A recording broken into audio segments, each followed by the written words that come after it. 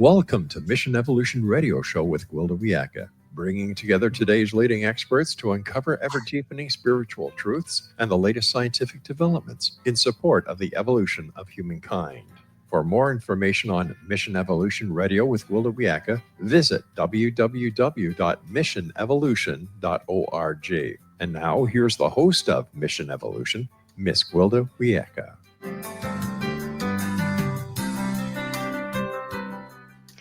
Did you know many physical ailments may begin in your mouth?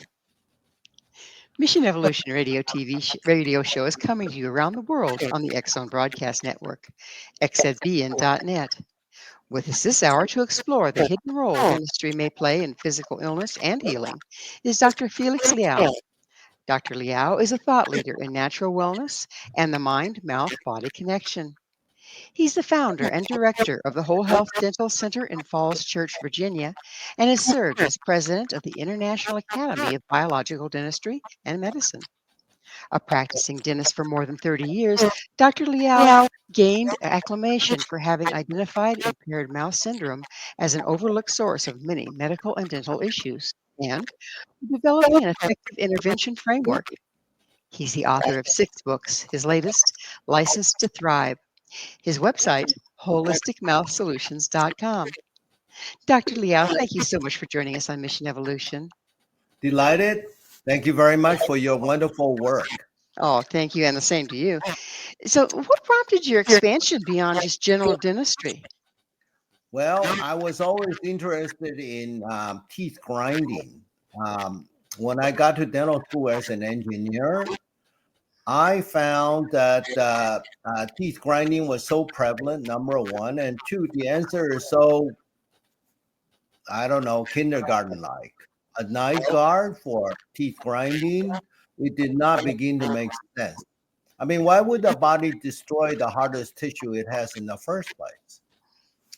And so that began a year-long, lifelong quest inside and outside dentistry for solutions.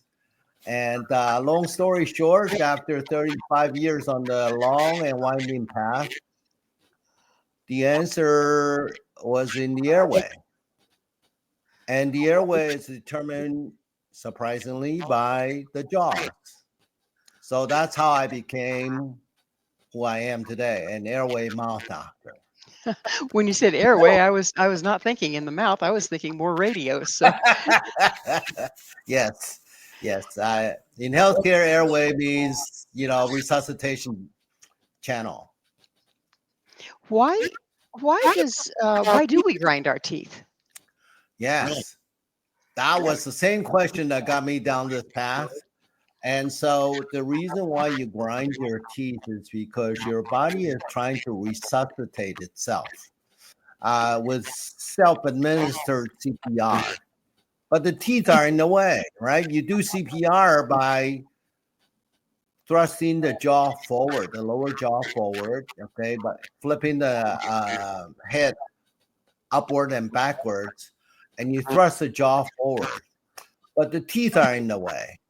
So, the body is in what we call code blue. You've seen that on TV shows like ER. But give me the damn oxygen. Drop everything else. It's code blue time. Right. So if the teeth are in the way, well, you got to get out of the way. We got to open up the airway.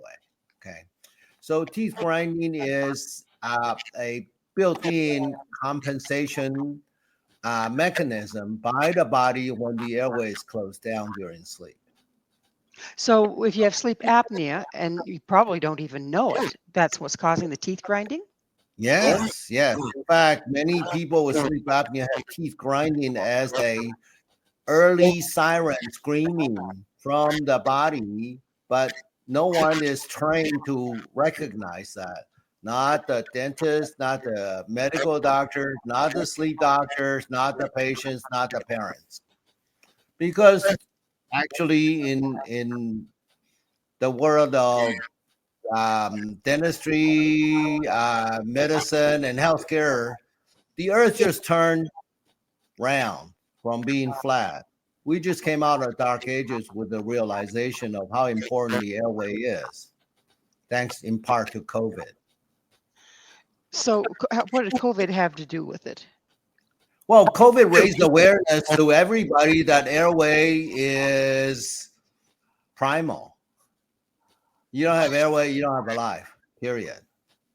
Airway's got to work. If it doesn't work, you may not come out of ICU.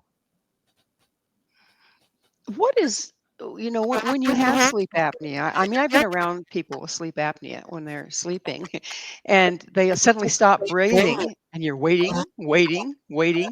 And then finally they catch up with themselves by making a hork snot, horrible noise, and then a gasp. And then they go back into snoring. What's going on there? Well, it's like having that proverbial hot dog stuck in your throat, needing a Heimlich maneuver. So when you fall into deeper sleep, your whole body relaxes and your tongue falls into your throat. And if the throat is too narrow, it gets plugged. And when it's plugged, guess what? You have a hot dog in your airway. That is the tongue. Mm-hmm. And so the body is trying to heave. All right. So it's taking deep breaths. It's trying to expel this, the hot dog or the tongue as in the out breath. So it heaves, it heaves, it heaves until it finally dislodges this thing. All right. And now it can gasp and breathe again. All right.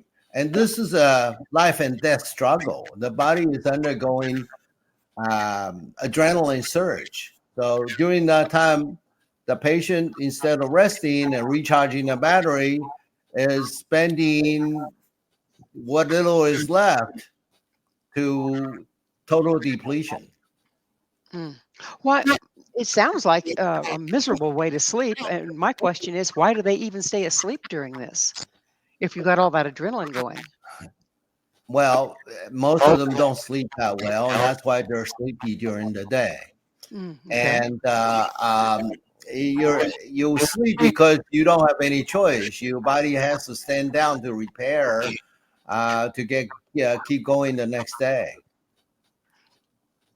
So it's not something to do with the throat so much as it is the tongue falling into the throat.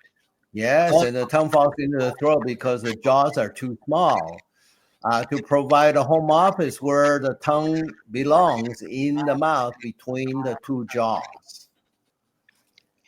That sounds like a design error. Is that something that we're born with, or does it develop through our life?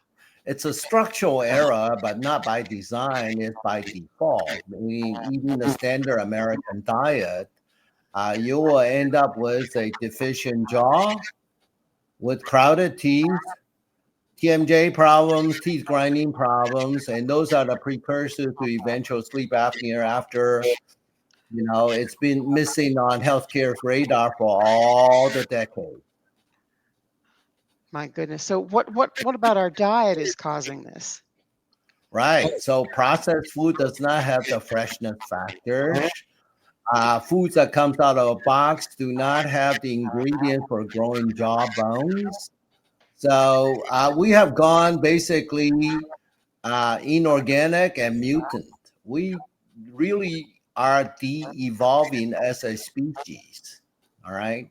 Our jaws, our wisdom teeth don't have room. Our crowded teeth get pulled out and spaces closed with extraction, retraction, orthodontics. And so now you don't have a 6-foot tiger in a 3-foot cage. You have a 2-foot cage now. Okay. All the stuffy nose and mouth breathing leads to narrow jaws. And that gets ignored by all the pediatricians, all the pediatrics, well, I shouldn't say all. I mean, there's a starting awareness, but historically it's been ignored. That's why we have suddenly, a whole epidemic of sleep apnea. Well, it get to come from somewhere, and that somewhere is that the 6-foot tiger, 3-foot cage is missing on the doctor's radar in the previous generation of medical and dental school training. So the tiger being the tongue, I take it, and the cage being the mouth. Yes. Okay. So if you you're talking about diet being deficient, ergo the jaw doesn't grow. Does this only affect as we're growing up, or does this continue? Well, it's like trying to go through life driving a lemon for a car. All right, this impaired mouth structure, okay, it's like your lemon that is supplying your vital organs, your heart, your brain, your joints, your gut. When you're oxygen deprived, nothing works. Okay, so it gets worse through life, and teeth do fail in the presence of hypoxia or a low oxygen supply because of a choked airway. Okay, there are a lot of unnecessary root canals and failed implants because of poor oxygenation and poor sleep and teeth grinding. So it does get worse with time, with mileage under the belt. So you're saying that the impaired mouth syndrome causes the apnea, which causes hypoxia or low oxygen, which then turns back around and compromises your teeth? Yeah, that's one of the complications. One dental trouble after another is a strong CSI clue that you have choked airway from impaired mouth. So it's not just sugar, huh? It's not just your sugar, because I see a lot of cases where a patient maintained perfectly healthy teeth and they still have one dental trouble after another. Okay, so the teeth are healthy, but the gums aren't, or? The teeth are healthy, but so I want you to try do this right now. All of you listening, I want you to clench your fist until your knuckle goes white. I want you to count to 11. And then you release your fist. Okay. Can you feel the circulation going back to your fingertips? Okay. Eventually it gets pink again, yes. Yes. That's what happens when you clench your jaws and grind your teeth. You're cutting off circulation to your root canals. Oh, That's okay. how they die. Okay. That's why teeth crack. Okay. So, yes, this is a downstream consequence of impaired mouth structure. Teeth also pay the price. But all dentists are trained to do is fix the symptoms, like tooth carpenters and plumbers, but they never quite get to the root cause. That is undersized jaws, oversized tongue, and choked airway. Wow. Well, it's time for us to take a station break. Dr. LIAO and I will return very shortly, so don't go away. This is Mission Evolution, www.missionevolution.org.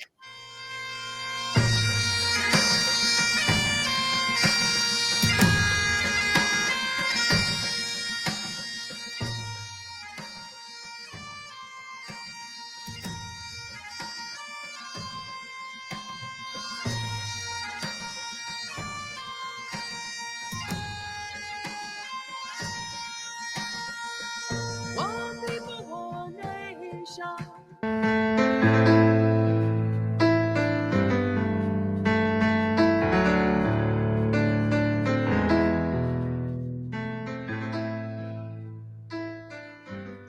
Is your mouth impaired?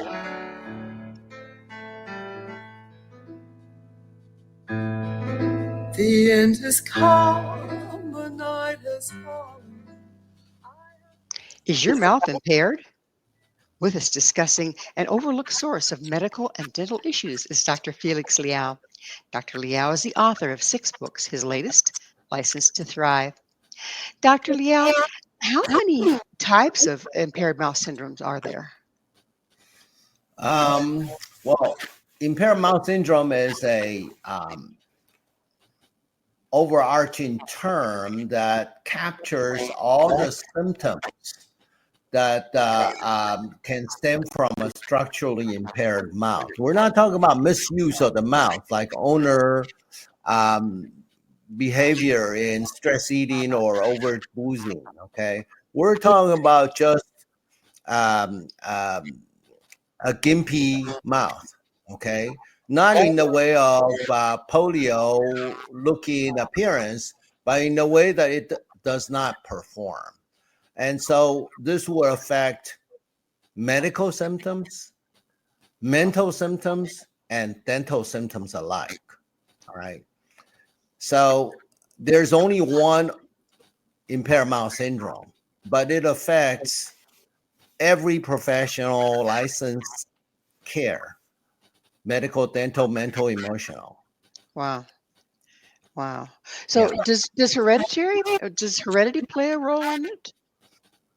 Only in the following sense that you eat the same foods and have the same lifestyle habits, but not genes. So one of the great things about this, I'm glad you asked that question. One of the great findings is that you're no longer stuck with that 3-foot cage. All right.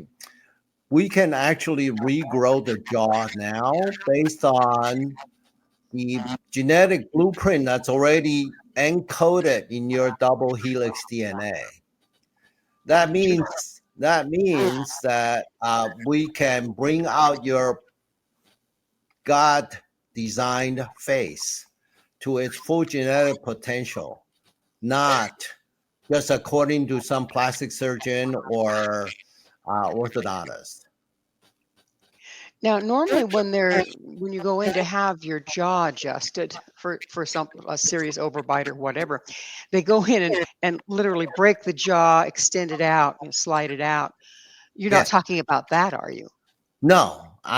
So this new science called epigenetics is all about how every one of us can influence our gene expression through two things. First, mouth behavior. That is what you eat and whether or not you have lip seal and nasal breathing. And the other one is mouth structure, which now we can use epigenetic oral appliance, basically an adult expander, to grow or regrow jaws. Okay. It's easier when you're a kid, but as long as you have sound natural teeth, you can do it as an adult regardless of age. That's the great news about this. So how do you get epigenetics to play in here? Yeah.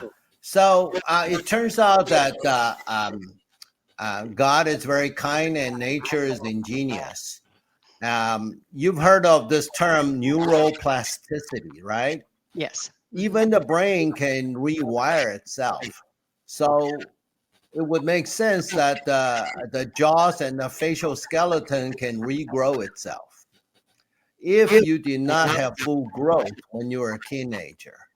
So let's just say that you're 39 years old, okay, and during your teenage years you had stuffy nose, you had allergies, you had tonsils removed, you had crowded teeth, and you got them straightened, and now they have relapsed, and you have trouble sleeping. Your dentist give you a night guard, you get headaches, back pain, you get grumpy. All right. Let's say you have all of that. It's all the result of this thing that I call impaired mouth syndrome. Okay. You may start to get brain fog. You start to forget where you put your car keys and what you need, what you come into this room for. Now, all of that could be changed when you start to recognize that the mouth that supplies all the vital organs is structurally impaired, and we can now regrow that jaw using your sound natural teeth as the source of stem cells to regrow the jawbone. So that's why you have to have some healthy teeth in there for this. Yes, yes. So So all this time you've been to see the dentist and the hygienist. Let's put that those good teeth to good use. How do you get them to engage? I mean, how what's the mechanism behind this? How do you get what to engage? I'm sorry. You cut out. The good teeth. Yeah. Okay, we're accessing the epigenetics in that Yeah. by using those. Yeah. How? What's the mechanics behind doing that? Okay. So teeth are anchored in the jaw bones with ligaments. So around the ligaments that surround the root in its socket are stem cells that we can activate by turning the gear on these expander appliances. But that's where the classical approach failed to become epigenetic. You cannot just use an appliance to grow the jaw. You have to combine oral behavior change with oral structure change. So if the appliance applies to oral structure, then what are the oral behavior changes needed? That would be, you have to be able to breathe through your nose. You got to have lip seal. If you have to breathe through your mouth with your lips apart, you will end up with a long, horsey, narrow face and crowded teeth. Bar none. What causes that you can't breathe through your nose? Food sensitivities, toxic ingredients in our environment, that new car smell, all the flame retardants in the baby's crib, in your sofa, in your car seats, all of those forever chemicals that are everywhere now. Okay, it increases our body toxic burden. Never mind all the genetically modified foods and all the preservatives and all the fixatives and all the plasticizers. All right. So anything that's processed, not whole food, I consider them a potential irritant to the body. And the body reacts to irritants by becoming swollen and inflamed. And that's how you end up with stuffy nose or runny nose. Right, and then you start breathing through your mouth. Yes. And if you're a child, you've been breathing through your mouth, then even if you've cleared it, haven't you kind of developed that habit? You have to retrain the way you breathe? Yes, you do. Yes, you do. But we are fortunately programmed to breathe through our nose, so it's doable. It's doable. Yes. So what okay, the child is born. As they grow, the jaw isn't growing adequately because of malnutrition. And so they go in and they have teeth pulled and they have braces to get everything looking straight and lovely again. Now what are we dealing with? Well, I have seen thousands and thousands of patients where the patient has got straight white teeth, but the owner is miserable. All right. And so cosmetic dentistry, while it's socially desirable, isn't necessarily health desirable. In other words, it's too short a goalpost for whole body health. All right, you want to go to a dinner party with party teeth? By all means, go for it. But it's like your high heels, right? There are side effects to that when it's not what I call physiological. That means it does not follow the logic. The teeth are not put where the body wants it. Okay, the logic that the body operates with is called physiology, and cosmetic dentistry put it where the doctor thinks it looks good and where the patient thinks it looks good. But it's like the high heel. It's not necessarily good for your physiology. So if you're dealing with say your child they're growing, but their jaw isn't growing as fast as their teeth, and they've got a mouthful of teeth, like we were talking about, that starting to cross over each other and whatnot. So sans the pulling teeth in braces, is there something that you can do to correct this and so that the teeth aren't so crowded? Absolutely.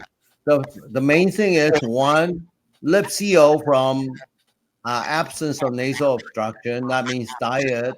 You have to be a vigilante on what goes into your kid's mouth. That way, you have a anti-inflammatory diet. You can have a lip seal, and then the face can grow as God or nature intends it to grow. Do you also need the apparatus to start to expand things that you're Depends talking on about? how bad. Depends on how bad the crowding is. Okay, Mhm. it depends on how bad the crowding is. We have a way to assess that. It's called 3D jaw diagnostics. We can figure out which one of the three dimensions of the jaws needs help to grow.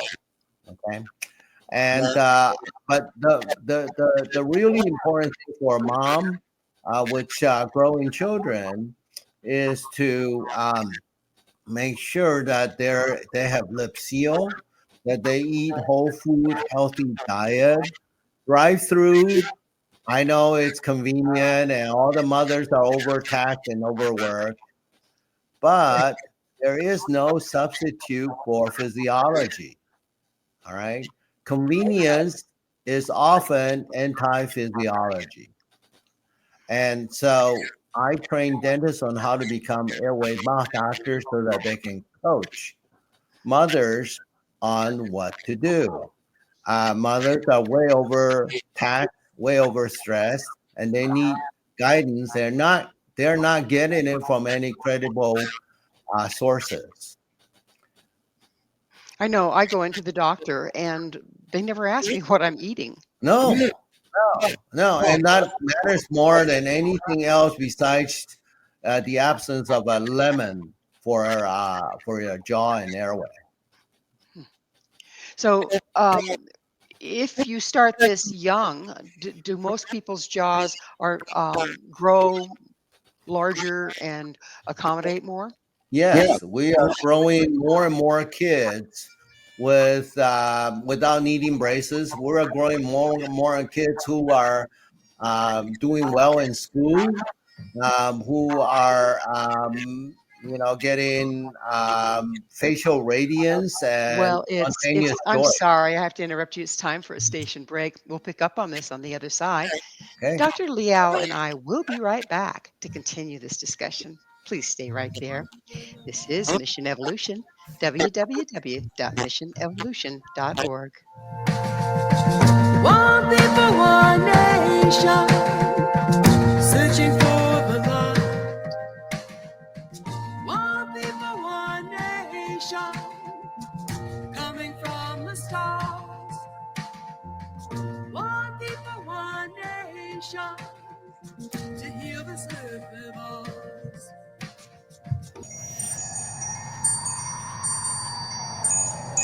I've been broken, shattered, cast to the wind. I am scattered upon the wind. I've been broken, shattered. Has your get up and gone, got up and went? This is Mission Evolution, missionevolution.org. With us discussing how compromises to vitality can actually start in your mouth is Dr. Felix Liao. His website, holisticmouthsolutions.com. Dr. Liao, there's chronic fatigue, and it seems to be on the rise as well. How much of that has to do with what we're talking about? Oh, it is one of the cardinal features of impaired mouth syndrome, fatigue, okay, and escalating fatigue. So we wear out our body and energy tank during the day. And how to recharge that to keep going the next day? Well, you sleep overnight, okay? And during sleep, although on the surface you look at somebody sleeping, on the surface looks very peaceful, but underneath, the cleaning crew and the maintenance crew is out in full force to get you ready for the next morning. Okay. So you have 9 to 5 routine, and on weekends are you're even busier than your weekdays. How does your body keep up? And the reason that the only way is to sleep soundly and deeply so that the maintenance crew can do their things. And so when your airway is blocked during sleep, You have to struggle to stay breathing because breathing is not optional. You are not repleting your energy. You are not recharging your battery. You're fighting to stay alive. So a lot of people have morning tiredness when they wake up. And many of them live with that for decades. I have people who leave comments on my website and said, "What?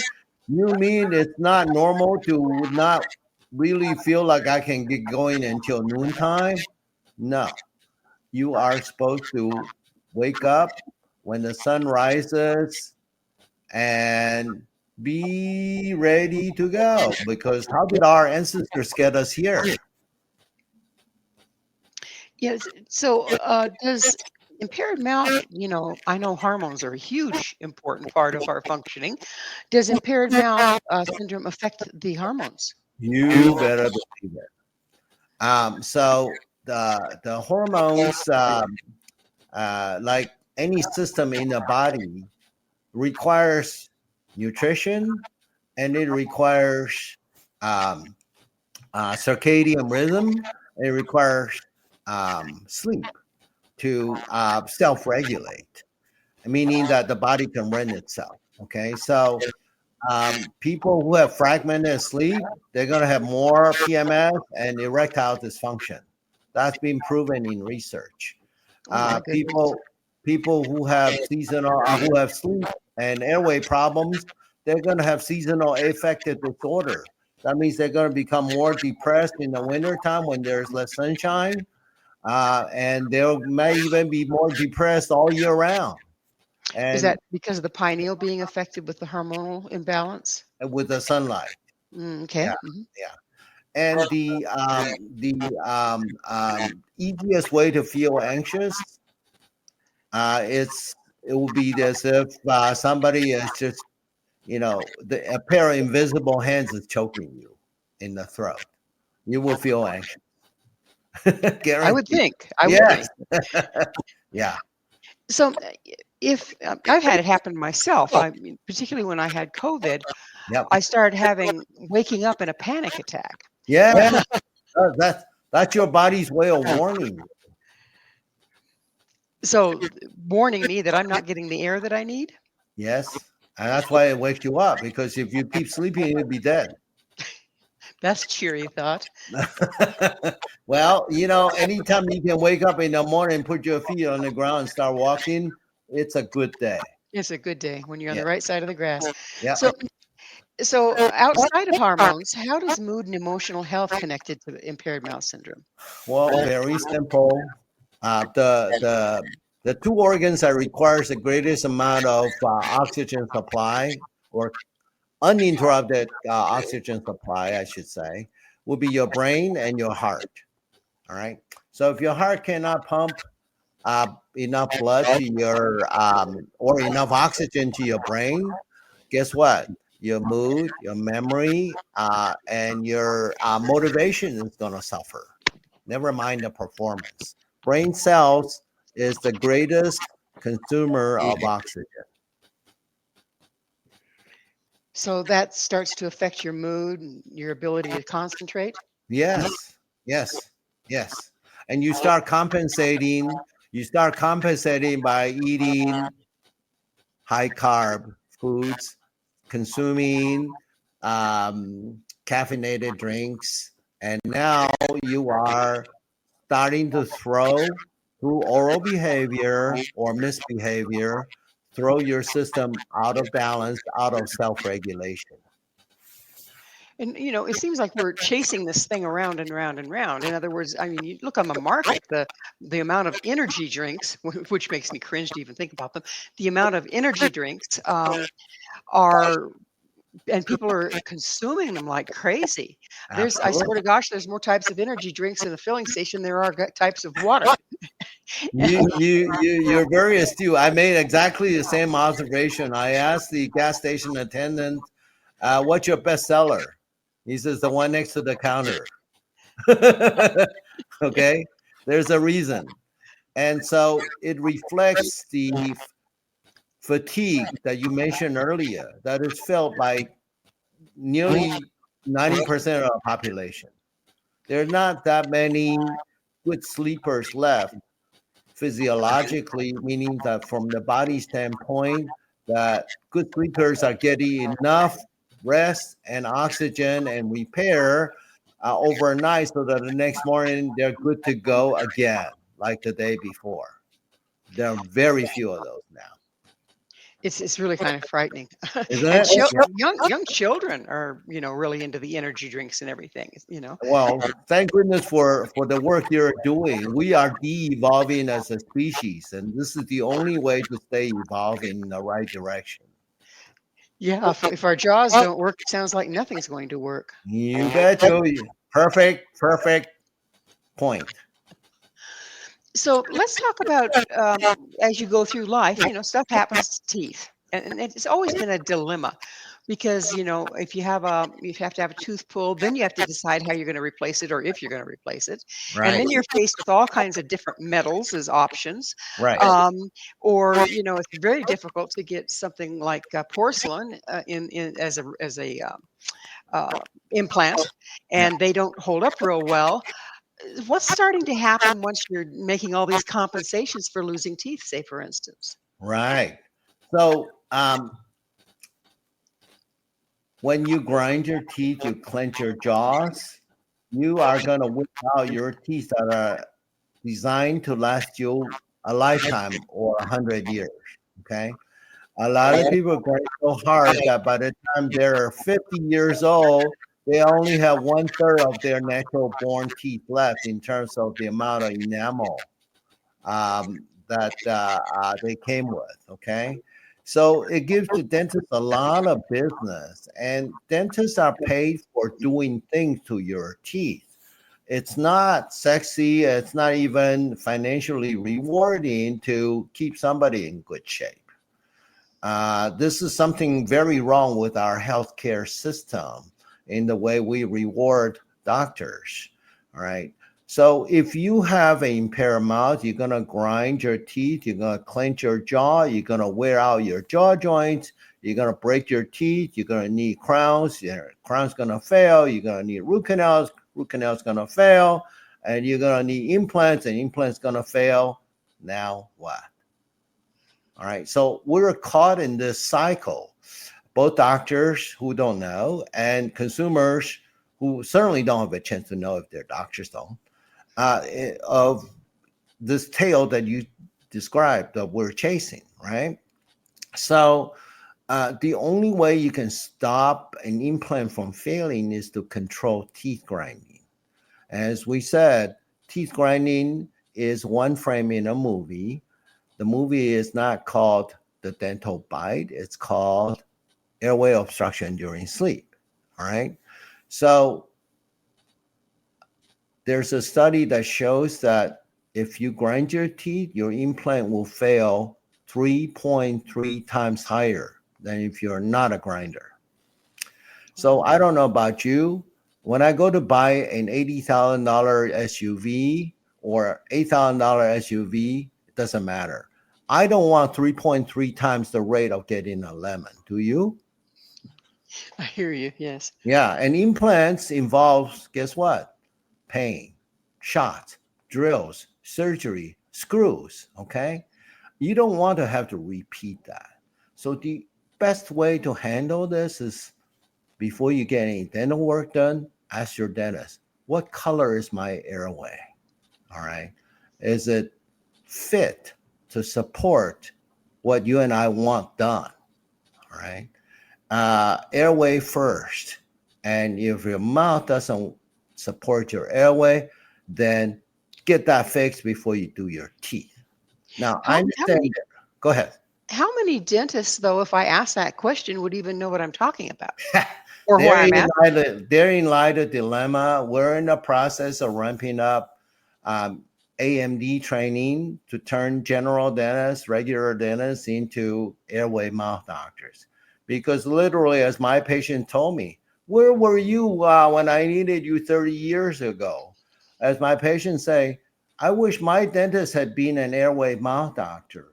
We desperately need this knowledge and skill set to stop a lot of the medical, dental, and mental emotional problems, because teeth grinding is never just teeth.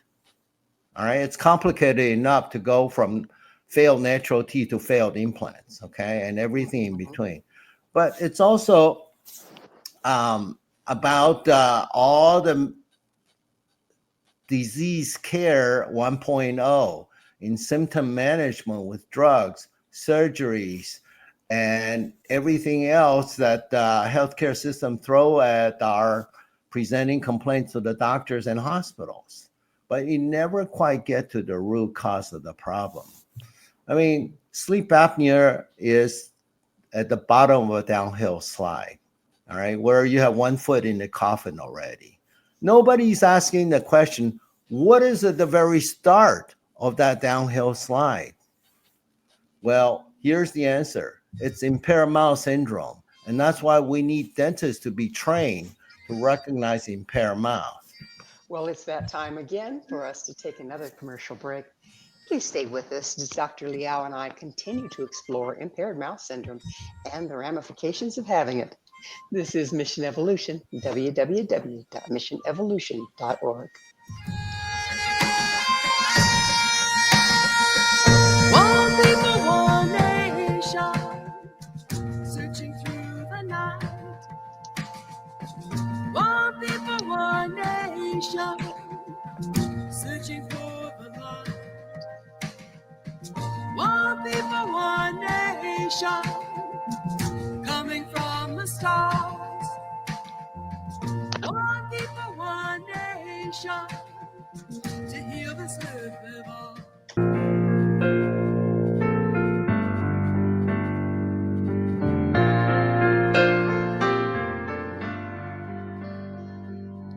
Brilliant feathers of an unearthly hue glide by on the edge of his dream. How can you tell if you have impaired mouth syndrome? This is Mission Evolution, missionevolution.org. We're continuing our discussion with Dr. FELIX LIAO. His website, holisticmouthsolutions.com. So, Dr. LIAO, how can you tell if you have impaired mouth syndrome? Yes. So if you wake up tired, if you wake up with a sore jaw or headache, I'm talking about medical front. Okay, we'll go by medical, dental, and mental emotional categories. So medically, if you feel daytime sleepiness, that's a big red flag. Okay, if you have chronic pain that no matter who you see, it won't go away, it keeps coming back, chances are something's not addressed, and that something is often the impaired mouth that's not on any doctor's radar screen, at least not until very, very recently. Okay, so you got to remember this term impaired mouth syndrome, I coined it only in 2017. In medicine and dentistry, it takes 30 years for anything to become mainstream.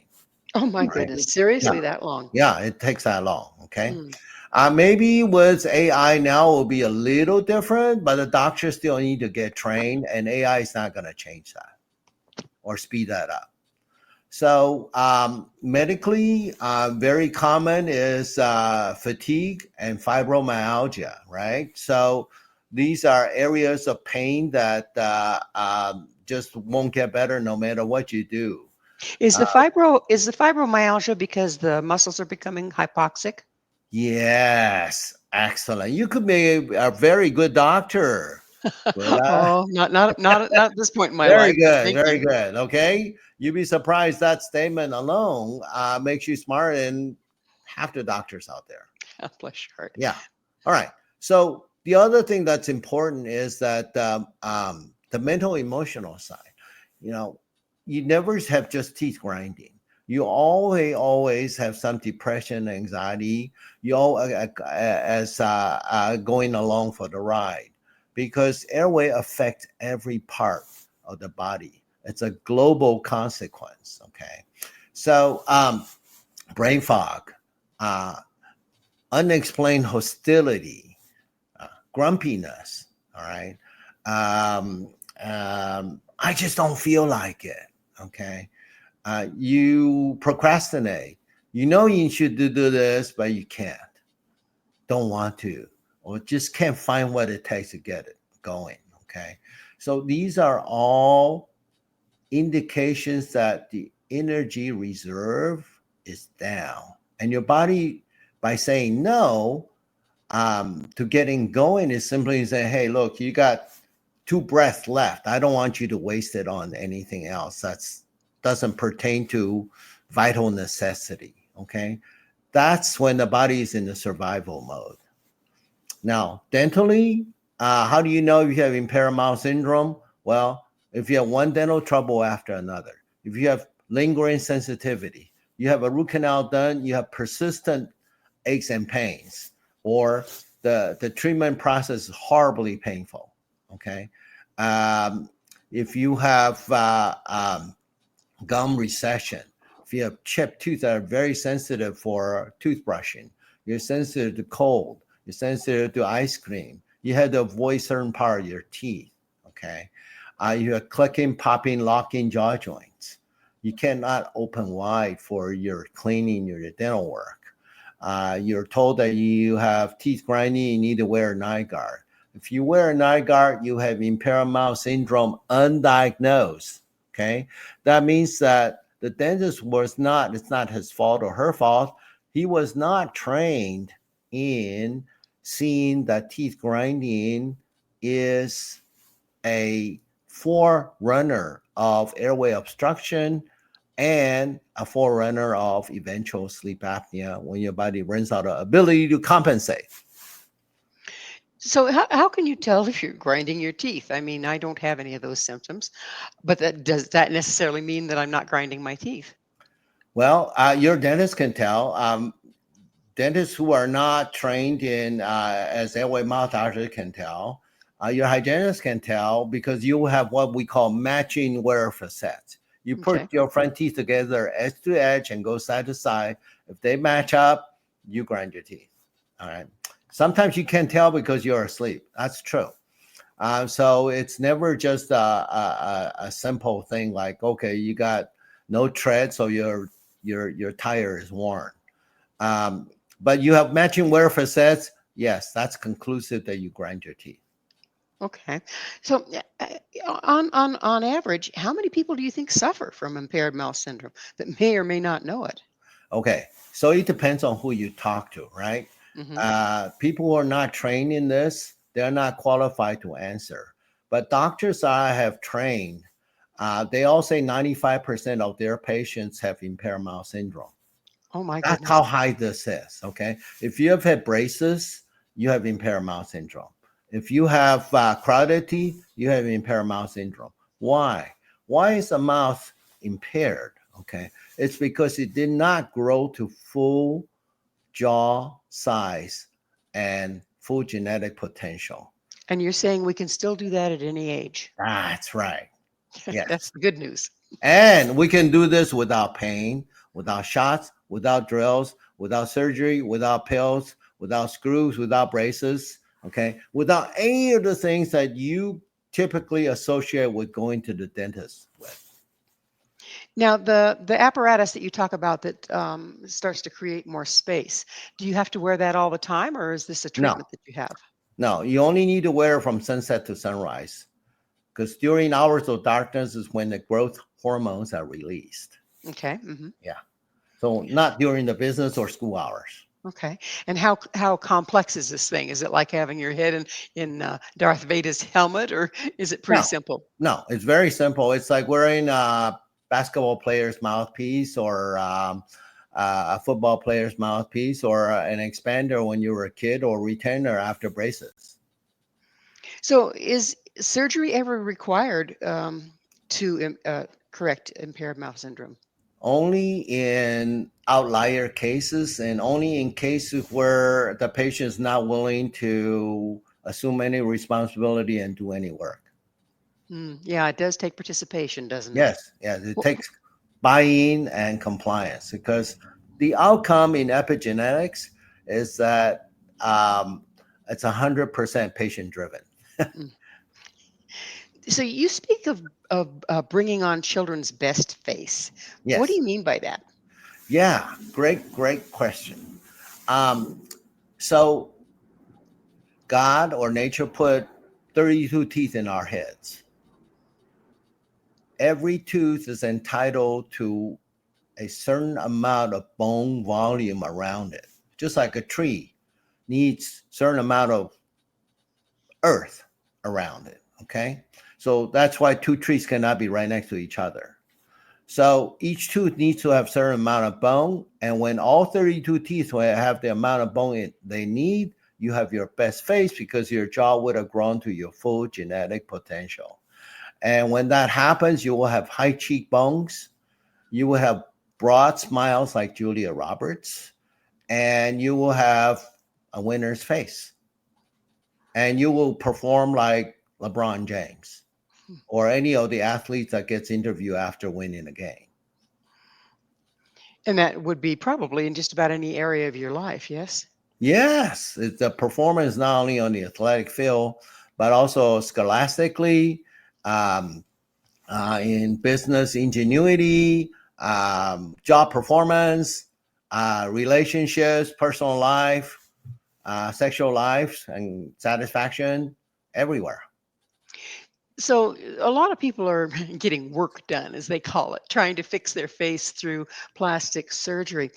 As an adult, will the same thing happen? Like you're talking about bringing a child's best face forward, can you do the same thing with an adult? Another excellent question. Yes. I love my job because all my women patients come back looking more beautiful. All the children show up happier, and all the men came back more vigorous and with a grin on their face. That's amazing. So you might just happen to make plastic surgery obsolete, right? Well, no, they will always have patients who just say, "Do me," like I was a car, broken down on the roadside. You told me, right? They want the other people to do them. My work is for people who want to do themselves with under the guidance of a trained professional based on physiology, based on epigenetics. So what's a holistic mouth? A holistic mouth is one that supports whole body health through alignment, which is pain, um, breathing, which is fatigue, circulation, which is heart and brain health, digestion, which everybody understands as nutrition, and energy and sleep. So ABCDES: alignment, breathing, circulation, digestion, energy, and sleep are all supported by a mouth that is structurally able as opposed to structurally deficient. And so all of those symptoms will show up. So if you're clear down on the bottom, how do you climb back out? Yeah. Okay. So the first thing you do is you get your mouth diagnosed to see whether or not you have impaired mouth. And you have to do this through a dentist who is trained. And because we're just starting this, your dentist is not trained, you might want to introduce them to holisticmouthsolutions.com. Good plan. Good Yeah. plan. So it's about the end of our time together, and I would be remiss if I didn't ask you, Dr. Leon, what's your mission? My mission is to actually help de-evolve the humankind so that it would thrive and continue to evolve like we're meant to be. So get people healthier by evolving from disease care 1.0 to healthcare 2.0 is my mission. Well, it's a beautiful mission and much needed. I thank you for doing it. Thank you. Unfortunately, we are out of time. Dr. Liao, thank you so much for coming on the show and sharing all of this with us. It's a pleasure working with a host as evolved as you are, Gwilda. Thank you. Our guest this hour has been Dr. Felix Liao, a best-selling author, thought leader in natural wellness and mind-mouth-body connection. To find out more about Dr. Liao where you can find his books and all he has to offer, visit his website, holisticmouthsolutions.com. This has been Mission Evolution with Gwilda Wiyaka. For more information or to enjoy our past archived episodes, visit missionevolution.org. But please, be sure to join me right here next time as this mission continues bringing information, resources, and support to our rapidly evolving world.